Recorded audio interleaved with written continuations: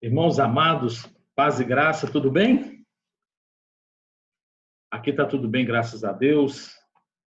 A gente está com muita saudade dos irmãos aí e estamos levando esse período de pandemia. A gente está mais quieto um pouco em casa, mas aqui está tudo bem, tirando a saudade que é real e é grande, mas está tudo bem. E a gente sente os efeitos, né, dessa pandemia, dessa época, não só a saudade, a distância, as atividades que a gente diminuiu um pouco, né? E eu sinto que os efeitos dessa pandemia quando eu vou agachar para amarrar o sapato. A gente sente os efeitos da pandemia, né? Bem, irmãos, eu queria estar compartilhando com os irmãos um texto, mas eu vou fazer o seguinte, eu vou mandar um texto, um vídeo, e a gente vai fazer uma conversa, um estudo, conversa. Eu quero deixar alguns textos para os irmãos estarem lendo durante a semana, porque o que não pode ficar é sem ler a Bíblia, irmãos. Eu fico observando o seguinte, às vezes as pessoas estão olhando muito vídeo, muito áudio, muitas mensagens, mas a Bíblia mesmo não tem sido lido. E veja bem, um período de pandemia, onde as pessoas estão em casa em maior tempo, não ler a Bíblia é algo muito triste. Então, eu queria fazer essa advertência. Não faça isto. Não deixe de ler sua Bíblia. Às vezes você não tem tempo de ler a Bíblia, agora você tem. Então, leia livros. Leia Gálatas. Leia 1 Reis. Vai lendo versículos, textos. É um período que Deus está preparando para a gente realmente aprimorar, ler, estudar, ler nas entrelinhas, como eu falo com os irmãos, né? Mas, se Deus permitir, a gente já começa a ver o sinal do final desse período, né? E Deus, no seu tempo, vai preparar para a gente estar junto aí, lendo, estudando a Bíblia, abraçando uns aos outros, compartilhando aquele cafezinho. Agora que a gente vê como que aquele cafezinho pós-culto é bom, né, irmãos? Bom, eu vou ler um texto da Palavra de Deus em meio a tudo isso que está sendo falado. É claro que não passa despercebido. E eu tenho visto muitas pessoas darem nomes ao que está acontecendo, né? E é um momento que muita gente aproveita para falar coisas que não deveriam falar. Como a igreja está com o propósito de oração, semana de oração, mês de oração, enfim, eu vou falar algumas coisas que vai nos ajudar a orar melhor, a entender a palavra de Deus melhor e a orar com entendimento. Então, nós vamos dar algumas pinceladas em Apocalipse. Não vai dar para fazer estudo, porque os irmãos sabem que estudo de Apocalipse não é difícil, não. Mas é algo que a gente, quem quer estudar o Apocalipse bem, tem que estudar bem o Velho Testamento. Porque o Apocalipse, eu já falei isso com os irmãos, é o livro do Novo Testamento que mais cita o Velho Testamento, é justamente o livro de Apocalipse. Então, estudar Apocalipse sem conhecer o Velho Testamento é muito vago, é muito pequeno. A gente aprende muito pouco. Então, nós vamos estudar Apocalipse e eu vou fazer igual eu fiz das outras vezes, para a gente não ficar cada um com o seu texto. Eu vou pôr o texto, a gente lê o texto e a gente comenta o texto. No mais, que Deus abençoe, que você possa usar estes vídeos para tirar momentos para ler, escutar, rever, ver de novo, ler os textos. Quando eu leio 2, 3 versículos de um capítulo, depois vocês aproveitam para ler o livro, o versículo, o capítulo todo, tá? Um grande abraço. Vamos lá iniciar. Eu vou ler com vocês Apocalipse capítulo 1, tá? Vamos ler aí esse texto. Olha aí, ó. Vou pôr assim, fica mais fácil para a gente ler e falar. Revelação de Jesus Cristo que Deus lhe deu para mostrar aos seus servos as coisas que em breve há de acontecer. Olha que introdução bonita e interessante. Que Deus deu para mostrar aos seus servos o que em breve há de acontecer. O que é bonito aqui? Deixa eu mostrar para os irmãos o texto que a gente tem no grego. Eu fiz questão de pôr, a gente faz uma mini exegese para ficar uma coisa bem sólida, apesar de ser uma exegese pequena, porque nós não temos tempo para isso. Este texto aqui é o Novo Testamento grego e ele está de forma interlinear, ou seja, é uma tradução literal. Por isso é uma tradução meia sem ritmo e sem aquelas concordâncias do português, tá? Vamos ler aí. Cobertura fora de, porque Apocalipse, a palavra Apocalipse no grego é isso, né? Tirar a coberta. Nós já falamos sobre isso. Então, coberta fora de Jesus Cristo, que Deus deu a ele, o Deus mostrar aos seus escravos. Outra coisa interessante, né? Que na nossa Bíblia está os seus servos, mas o grego é isso aqui que vocês estão vendo.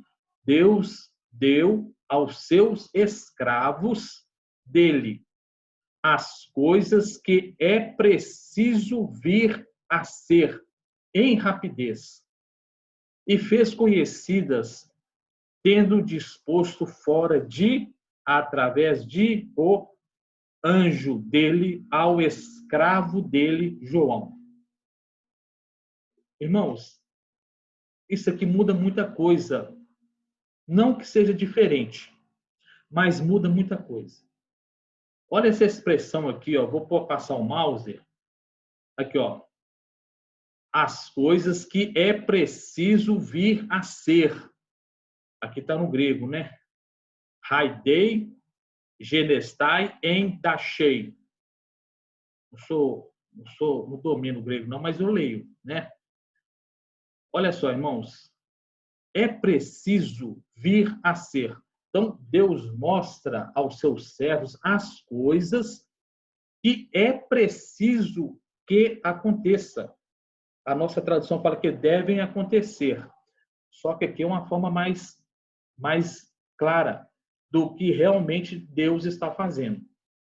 Ele está mostrando aos seus servos coisas que precisam acontecer. E esse verbo é preciso, dei, ele é um verbo que está no indicativo grego. E esse verbo indicativo grego, ele denota uma ação contínua. Todo verbo grego que aparece no indicativo, ele vai denotar uma ação que é contínua, ela não é interrompida. Então, o que Deus está falando com João e com os seus servos é o seguinte: as coisas que precisam acontecer, elas acontecerão ininterruptas até a consumação. Não é legal, não é importante? É preciso acontecer. É preciso vir a ser. Então, o indicativo dá esse realce ao texto, ao que João está escrevendo e o que Jesus quer que João faça. Por que é interessante a gente aprender isso? As coisas que é preciso vir a ser. Então, quando eu vou orar, buscar a Deus, eu não vou buscar a Deus pedindo ou buscando por coisas que não é do propósito de Deus. O propósito de Deus é que estas coisas que estão no Apocalipse precisam acontecer. Então, o que está acontecendo? Quais são as coisas que precisam acontecer? Tudo que está no livro de Apocalipse. Perseguição aos santos, perseguição da igreja, morte dos escolhidos, tudo isso está no livro de Apocalipse, que são as coisas que precisam acontecer. O capítulo 6 de Apocalipse é a abertura dos 7 selos. 7 selos são períodos de juízo. Esses 7 selos, eles serão abertos. O capítulo 6 de Apocalipse vai começar a abrir os selos. Então, vai abrir os selos. O primeiro selo, quando ele é aberto, eu quero chamar a atenção dos irmãos para isso. O ser vivente fala assim, vem.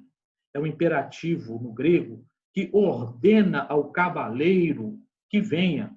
Então, um exemplo, não adianta eu orar para que Deus impeça que esse cavaleiro percorra a terra. Entenderam? Por quê? Porque Deus fala com João, João, as coisas que eu vou mostrar para você mostrar aos meus servos, são as coisas que precisam vir a ser. Ou seja, denota um governo, Deus no governo, e essas coisas acontecerão. Então, eu não devo orar para elas não virem. Eu não vou orar para o cavaleiro branco não vir. Até porque já está percorrendo a terra. O segundo selo do capítulo 6 de Apocalipse é o cavalo vermelho. Diz a Bíblia, João fala que esse cavalo e o cavaleiro é o cavalo que vem para tirar a paz dos homens. E esse cavalo vermelho que já está percorrendo a terra, ele não só vem para tirar a paz dos homens, mas fazer com que os homens se matem uns aos outros. Então, é como se fosse a discórdia, a rixa, o ódio, a mágoa. Então, esse cavaleiro, o cavalo vermelho com seu cavaleiro, ele percorre a terra. E a missão dele é tirar a paz. Lá na frente a gente pode explicar o porquê, mas a princípio é isso. Quando é aberto o terceiro selo, vem o cavalo preto. O cavalo preto, ele significa a escassez, por isso que ele vem com a balança na mão. E ele percorre a terra. E o ser grita, né? Uma porção de trigo por um denário. E 3 porções de trigo, de cevada, por um denário. Ou seja, é escassez, porque uma porção de trigo, a nossa Bíblia fala 1 quilo, não é bem 1 quilo, é uma porção. E essa porção era o suficiente para uma pessoa ao dia. E o denário era o trabalho, o salário de um trabalhador de um dia. Então, o que João vê é que esse cavalo que percorre a terra, que é o cavalo da escassez, da fome, e o ser grita 1 quilo, vou falar aquilo aqui, 1 quilo de trigo por um denário, ou seja, o trabalhador teria que trabalhar um dia inteiro para conseguir comprar uma porção que dava só para ele, ou seja, não daria para a família. Então, é escassez. Terceiro selo. O quarto selo é o cavalo amarelo. O cavalo amarelo é o cavalo cujo cavaleiro chama Morte, e o Hades o segue. Então, ali está escrito que esse cavaleiro, ele vem para matar a espada, pela fome, pela peste e por animais selvagens. Então, este cavaleiro também já percorre a terra. Então, qual que é o objetivo para a gente falar isso? João fala assim, as coisas que precisam acontecer. Isso irá acontecer, é necessário acontecer. Muda tudo a forma de eu orar. Eu não vou ficar orando para Deus agir ou interferir no governo de Deus. Eu vou orar, eu vou consagrar, eu vou santificar a minha vida, a minha oração é em favor das pessoas, é no meu favor, é a favor do meu irmão, para que possamos, pela graça de Deus, suportar esses períodos difíceis, estes períodos da qual é falado a João que é preciso acontecer. Eu estava lendo esses dias, irmãos, eu fiquei muito triste com algumas coisas. Por exemplo, a xenofobia contra os chineses. E é interessante que alguém falou sobre a síndrome de Otelo. Otelo, para quem vai lembrar, é um livro de Shakespeare. Eu já li esse livro há muito tempo. Aliás, são peças, né? Shakespeare escreve peças, ele é um dramaturgo. Então, ele escreve peças. E a peça de Otelo é interessante, porque vai tratar do delírio, do ciúme, do devaneio. Porque Otelo, eu vou dar uma síntese aqui, para os irmãos entenderem o que eu estou falando. Otelo, ele é um general, ele é um mouro de Veneza. Então, ele é um mouro porque ele vem da região do norte da África, onde que hoje é Argélia. Mauritânia, Marrocos, Argélia, aquela região. E ele está em Veneza, e ele chega a ser um general. Ele é um homem muito respeitado, porque ele é um homem, além de valente, ele é um homem muito íntegro, de muito caráter.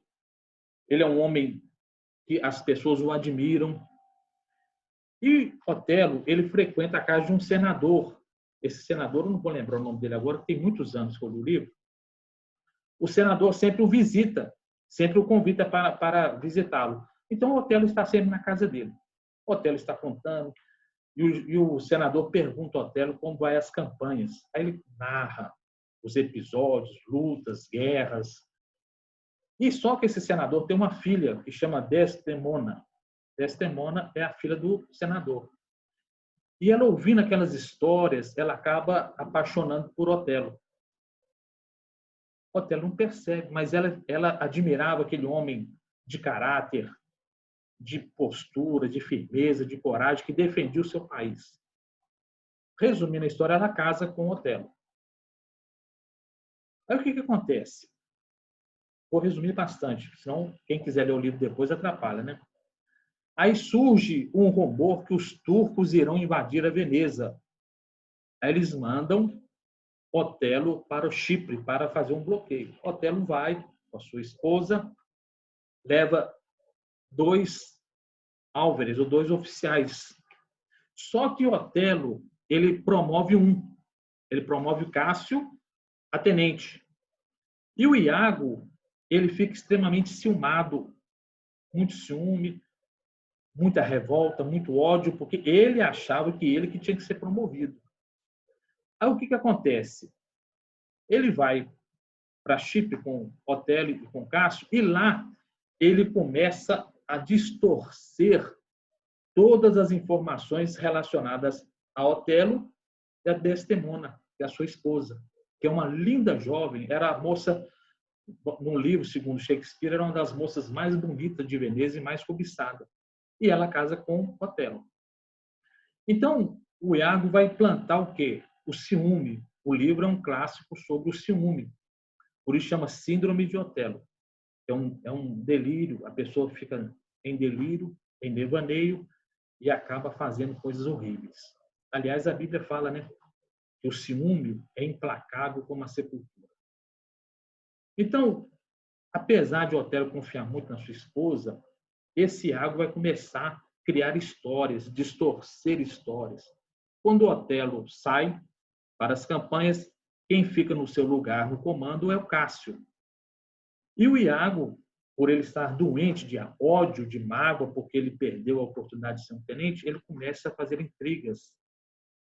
E ele vai fomentando essas intrigas entre Otelo e a sua esposa. E depois de muita coisa, estou resumindo bastante, ele vai conseguir corromper a mente de Otelo, e Otelo começa a sentir ciúme. Aí surge a baixa estima, porque Otelo pensa o seguinte, ele é um mouro, bem mais velho que Desdemona, Cássio é um jovem, um rapaz simpático, e ele começa a absorver aquela situação toda. Aquela carga negativa ele vai absorvendo. No resumo da história, o Otelo está possuído de ciúme, sendo que a sua esposa é uma mulher pura, muito meiga, muito amorosa, muito fiel e muito dedicada. Aí termina a tragédia, por isso chama tragédia Shakespeare, que é o campeão dessa estilo de literatura. O Otelo acaba por matar no quarto a sua esposa. Ele mata Desdemona e aos gritos vem a empregada dela, que amava muito ela, que era Emília, que era esposa do Iago, inclusive. E quando eles chegam no quarto, está lá a moça morta, Otelo abalado, Aí Otelo fala assim com a empregada: ela me traiu. Aí a esposa, que já desconfiava do maligno esposo, que era o Iago, ela fala tudo, ela explica, ela conta a mentira. E nessa altura, o Iago, para se salvar, ele acaba ferindo a sua esposa com a espada também e foge. E aí acaba a literatura do livro de Otelo com ele se matando ao ver a sua esposa pura, fiel e amorosa morta por causa do seu ciúme. Ciúme que foi causado pela distorção das informações. Então, o que é a síndrome de Otelo? Tem a ver com isso, esse período que a gente está vivendo. Um período que as informações são distorcidas, mentiras são acrescentadas, informações distorcidas, mentiras são plantadas, mágoas dos dois lados, tanto de um lado da direita como do lado da esquerda. A política está contaminada. Aliás, o livro mostra que a humanidade está contaminada, né? Então, esse tipo de contaminação é que nós estamos falando hoje. As informações, os vídeos, os áudios, todos estão contaminados. Todos têm interesses escondidos. Agora, o crente, aí que entra, irmãos, o crente tem que ser uma pessoa sábia, diferente. Ela tem que ter discernimento. E a leitura do Apocalipse, como nós vimos aqui, ajuda a gente a ter discernimento.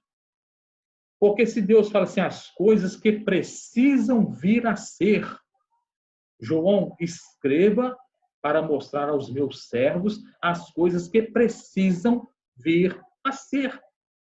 Então, o cavalo vermelho que percorre a terra é o cavalo da peste. A gente não vai orar para o cavalo vermelho não percorrer, porque isso é o governo de Deus. Entendem, irmãos?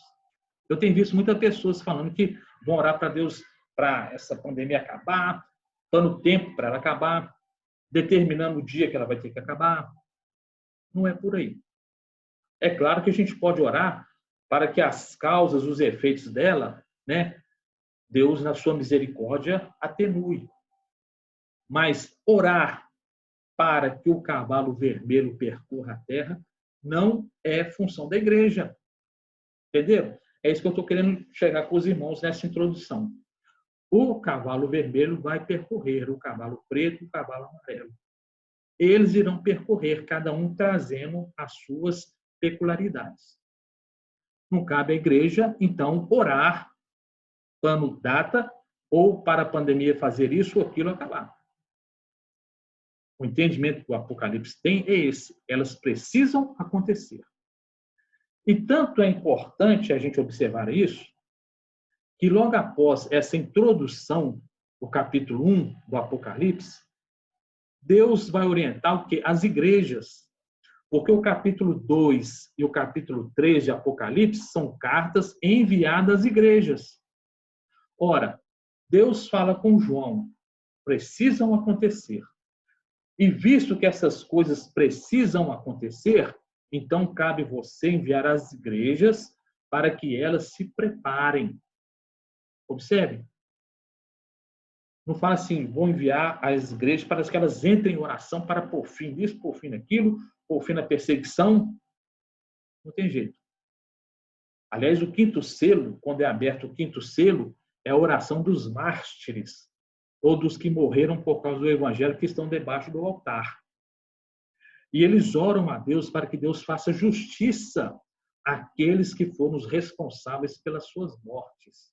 Ou seja, os santos que morreram em decorrência de lutas, perseguições e tribulações. Então, a igreja do Novo Testamento, quando a gente lê o Apocalipse, as cartas de Paulo, elas não oravam por essas questões. Olha a diferença. Elas não oravam por essas questões. Na ingerência do governo de Deus, ela não orava.